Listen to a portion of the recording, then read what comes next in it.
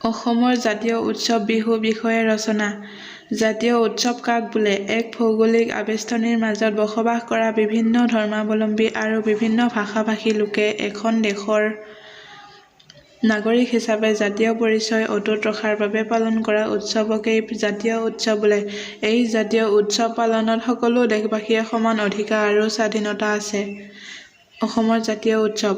এসময়ত উত্তৰ-পূৰ্বাঞ্চলৰ অৰুণাচল, মেঘালয়, মিজোৰাম সকলো অসম ৰাজ্যৰ ভিতৰুৱা আছিল।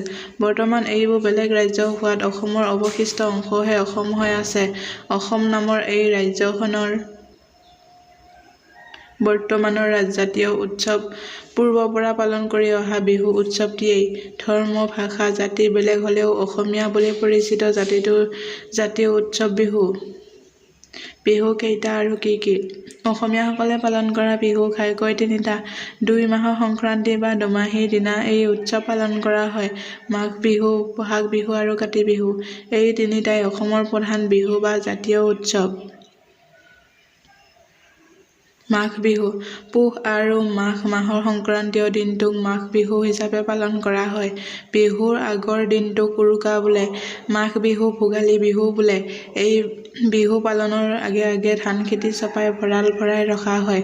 এই সময়ত অসমৰ সকলো মানুহৰ ঘৰতে খোৱা-লোৱা নাটনি নাথাকে। একেবাৰে দৰিদ্ৰ ঘৰ হ'লেও এসাঁজ আনন্দ কৰি খোৱা সম্বল থাকে। সেই কাৰণে এই বিহু ভোগালী। আন চিৰা পিঠা, ভোগ্য বস্তুৰ উপৰি চুঙা পিঠা এই বিহুৰ এটা বৈশিষ্ট্য। বৰ্তমান নগৰীয়া সভ্যতাই সংকুচিত কৰিলেও গাঁও অঞ্চলত ইয়াৰ ব্যৱহাৰ আজিও আছে। মেজি ঘৰ। মাঘ বিহুৰ অইন এক বৈশিষ্ট্য। গৰখীয়া ল'ৰাহঁতে গোটেই পুহ মাহটোতেই পথাৰৰ নৰা কাটি শুকান কল-ছচলি আনি কেঁচা বিহৰ সূতা পুতি মেজি আৰু মেজিঘৰ বা মঠ সাজে। উৰুকাৰ দিনা ৰাতি সেই ঘৰত সকলোৱে মিলি ভোজ-ভাত খায়। গাঁৱৰ জীয়ৰী-বোৱাৰী, বুঢ়া-মেথা সকলেও ৰাজহুৱা ঠাইত বিশেষকৈ নামঘৰতে গোট খাই উৰুকাৰ ভোজ-ভাত খায়। গৰখীয়া ল'ৰাহঁতে নিশা ভোজ-ভাত খাই মেজি ঘৰতে থাকে। ৰাতিপুৱা দোকমোকালিতে নৈ বা পুখুৰীত গা ধুই আহি তামোল-পাণ এযোৰ বা হাঁহ-কণী এযোৰ মেজি জুইলৈ আগবঢ়াই মেজি ঘৰ বা মেজি জুই দিয়ে। এই মেজি পোৰা উৎসৱ আচলতে অগ্নি পূজাৰ এটা ৰূপ। বহাগ বিহু। চ'ত মাহৰ শেষৰ দিনটোত বহাগ বিহু হয়। কিন্তু এই বিহু এদিনতে শেষ নহয়। বহাগ বিহুৰ ৬ তাৰিখলৈ মুঠতে ৭ দিন বহাগ বিহু উদযাপন হয়। বিহুৰ প্ৰথম দিনক গৰু বিহু বোলে। সেইদিনা ৰাতিপুৱা গৰখীয়া বা গিৰিহঁতে নৈ, বিল, পুখুৰী বা নলাত গৰুক গা ধুৱায়। গা ধুৱাবৰ সময়ত গায়, লাও খা বেঙেনা খা, বছৰে বছৰে বাঢ়ি যা, মাৰ সৰু বাপেৰ সৰু, তই হবি বৰ গৰু। এই মন্ত্ৰ মাতি ঘৰতে কাটি যতনাই দিয়া দীঘল পানীলাও আৰু দীঘল বেঙেনা টুকুৰাবোৰ গৰুৰ গালৈ দলিয়াই দিয়ে। লগে লগে দীঘলতী আৰু মাখিলতী গছৰ পাত থকা ডালেৰে গৰুবোৰক আবদাৰ কৰি কোবাই দিয়ে। গধূলি নতুন পঘাৰে বিহুৱান দিয়ে। বহাগ বিহুৰ অইন এটা দিশ হৈছে বিহুগীত আৰু হুঁচৰি। ডেকা ল'ৰাহঁতে গোটেই চ'ত মাহতে এসময়ত গধূলি ঘৰে ঘৰে হুঁচৰি গাই ফুৰিছিল। গৃহস্থসকলে যিয়ে যি পাৰে পোৱা পইচাৰে গামোচা, শৰাই দি হুঁচৰি দলক সন্তুষ্ট কৰিছিল। আজিকালি ইয়াৰ প্ৰয়োগ নোহোৱা হৈ আহিছে। বিহুৰ দ্বিতীয় দিনা মানুহৰ বিহু। সেইদিনা সৰুৱে ডাঙৰক সেৱা জনায়। বিহুৰ সপ্তম দিনলৈ ডেকা গাভৰুহঁতে বিহুগীত গায় আৰু নাচে।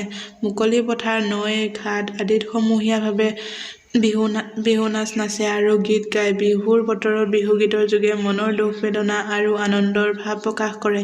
এই বিহুৰ সময়ত খেতি পথাৰ পৰিশ্ৰম নাথাকে, খোৱা-লোৱাৰো সমস্যা নাথাকে, বতৰৰ ফৰকাল থাকে। সেইবাবে এই বিহুক ৰঙালী বিহু বোলে। পুৰণি কালত আহোম ৰজাসকলৰ দিনত বিহু বতৰত ম'হ যুঁজ, শেন যুঁজ আদি প্ৰতিযোগিতা হৈছিল। বহাগ বিহুক কৃষি উৎসৱ বা খাতু বিহু বুলিও ক'ব পাৰি। কাতি বিহু।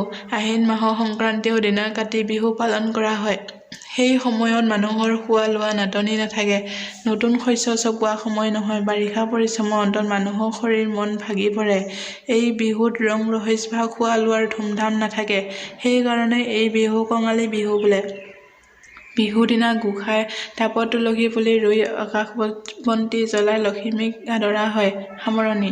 বছৰৰ বিভিন্ন সময়ত পালন কৰা এই তিনিটা বিহুৱেই আমাৰ অসমীয়াসকলৰ জাতীয় উৎসৱ। আমি আমাৰ বিহুক ভাল পাওঁ। একালৰ গাঁও পথাৰৰ নদী ঘাটৰ বিহু বৰ্তমান নগৰীয়া সভ্যতাৰ প্ৰসাৰৰ লগে লগে মঞ্চত প্ৰৱেশ কৰিলেও বিহু স্বকীয়তা ৰক্ষা কৰাটো আমি আশা কৰোঁ।